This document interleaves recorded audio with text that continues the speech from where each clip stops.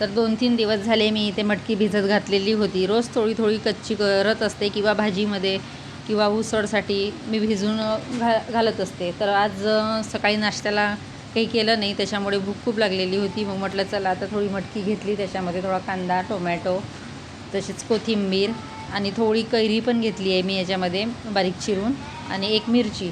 सर्व हे एकत्रित केलं. त्यानंतर याच्यामध्ये थोडं हळद, तिखट, धने पावडर आणि थोडं आमचूर पावडर घातलं, कारण लिंबू नव्हतं तर मग मी आमचूर पावडर घेतलं. कैरी तर टाकलीच होती.